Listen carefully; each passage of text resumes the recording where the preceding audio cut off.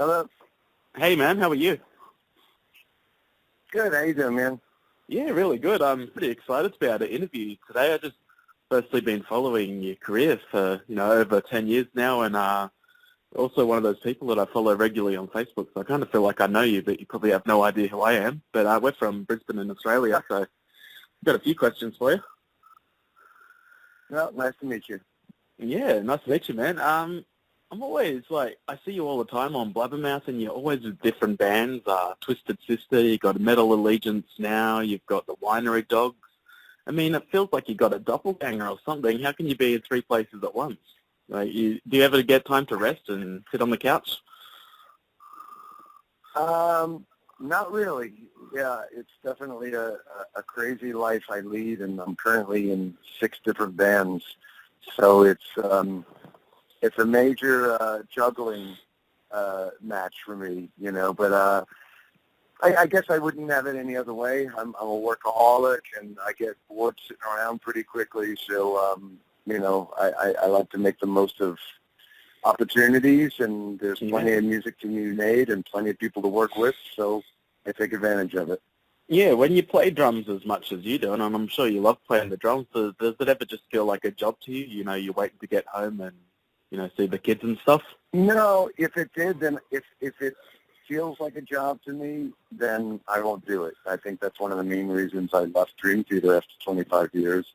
It started to feel like it was just a job. There was not much personal interplay within the band members, and it was just like an endless cycle that was starting to be very redundant to me. So that's why I left. And at this point, now I do so many things, and I'm keeping so busy, but everything I do, it's things I choose to do. I don't want to ever be back in a situation where I'm playing drums because I have to. I want to be able to play drums because I want to. And that's the big difference.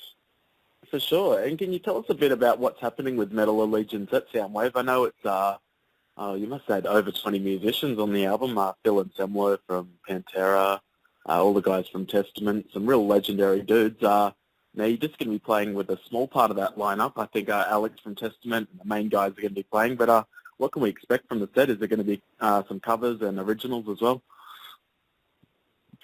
Yeah, well, when we play live, in the past, it's been pretty much all covers. I mean, that's how this thing started 4 years ago as a, kind of a fun covers tribute band, just for the fun of it.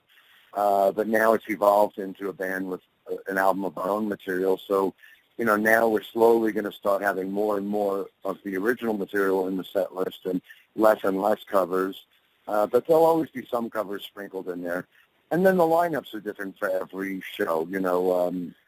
Every time I've done Metal Allegiance, it's been a different group of guys, and it's a rotating cast of characters. So, every time you see us, it's something unique and special. And the version we're going to be doing Soundwave with is, I think, a 7-man version. One drummer, 1 bass player, 2 guitar players, and 2 singers, I think. But anyway, it's always different, so it keeps it interesting. Yeah, I'm definitely looking forward to that. That's going to be awesome at Soundwave. Something I think is really cool as well, your son, Max, he's playing in a band now called Next to None, and he's playing drums just like you. Did you always intend for Max to be a drummer, or is that just a path that he chose for himself? He took to it on his own. I mean, I would have been supportive with whatever he wanted to do with his life and career, but he grew up around watching me play drums since the day he was born. He was touring with me since he was a baby, sitting behind the drums at my shows and going on the road and growing up on a tour bus. So I think it was inevitable that he would take to it. But I couldn't be prouder of him. He's just such an incredibly talented young man, and at 16 years old, he's doing stuff that I can't even do, so he's really blossoming into an incredible drummer. Oh, yeah, I was just watching some clips on YouTube, and he's got some skill for his age. It's bloody awesome.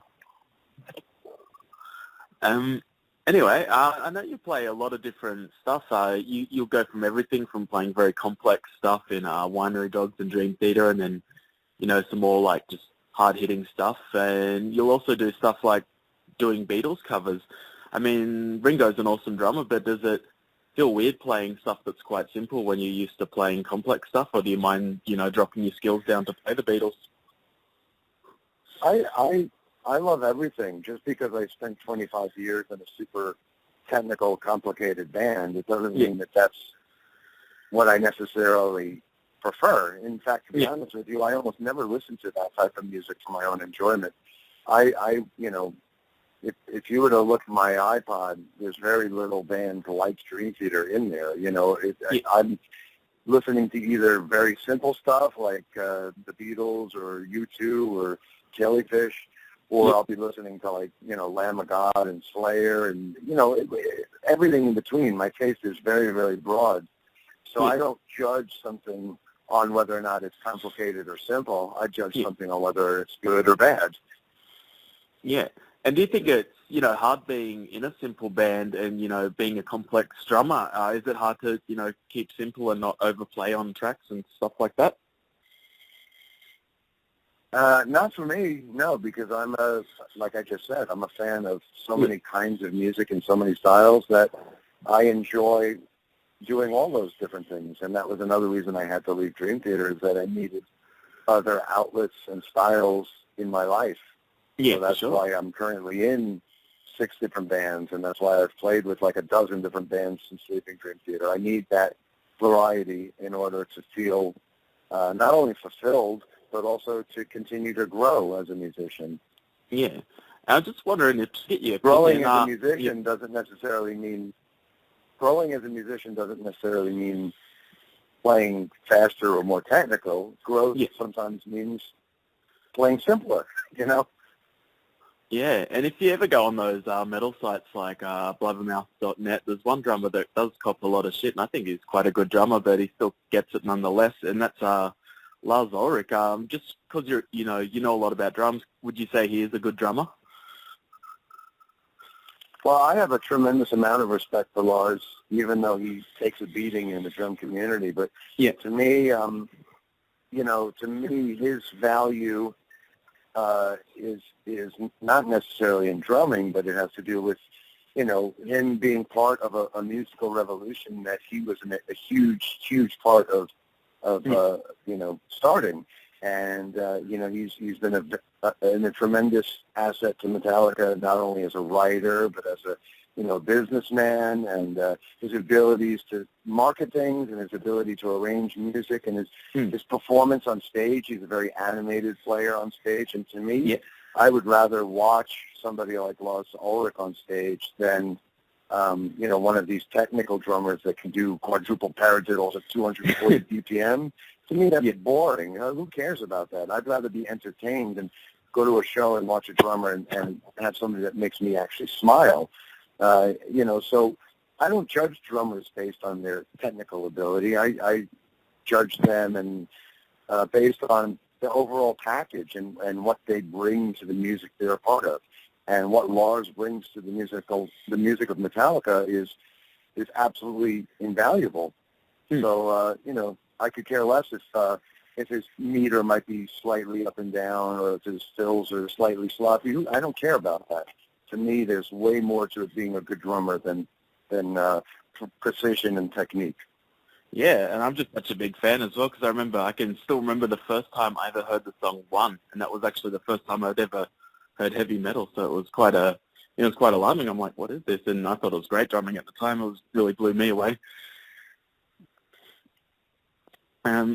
Anyways, I know you've got a lot of interviews to come, and I've got told I've only got about 10 to 12 minutes, so I'll just ask you one more question. If you were to have a drum-off between Mike Portnoy from 10 years ago, who do you think would win? Well, I hate the idea of a quote-unquote drum-off, because drumming is not a competition. That's why I almost feel silly winning all these awards I've won. I've won like 30 Modern Drum Awards at this point, and to me it's almost comical, because drumming is not a sport or a competition. It's all completely subjective. And, people ask me, who's the best drummer? I always say the same thing. There is no best. There's only favorites. For sure. So, I don't know, a drum off between me in 2015 and me in 2005, it depends on the day. Yeah. To me, I wouldn't judge that drum off based on what I was playing technically. It would be based upon if I played with passion, if I played with humor, if I played with character and personality. To me, that would be what would be the variables. And in those cases, it would all depend on how I woke, which side of the bed I woke up on that morning. Has nothing to do with technique. Yeah, to ask the question a bit fairer, do you think, is there still stuff you haven't learnt on drums? Like, have you mastered the kit yet, or do you still find... Oh, my God. Yeah. Of course.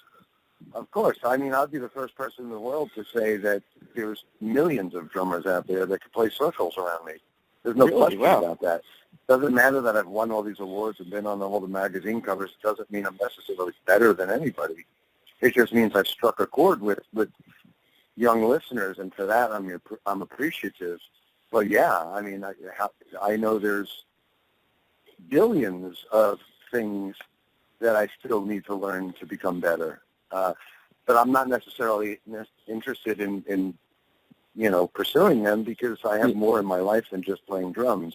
I have many things in my life that interest me, and many things in my life that are priorities beyond the drums. So, yeah, I mean, I could sit at home and practice for 15 hours a day and get better and learn new things, but I also would be wasting my life away, and I would have no, relationship with my wife and children. Yeah, so sure. I have other priorities in my life.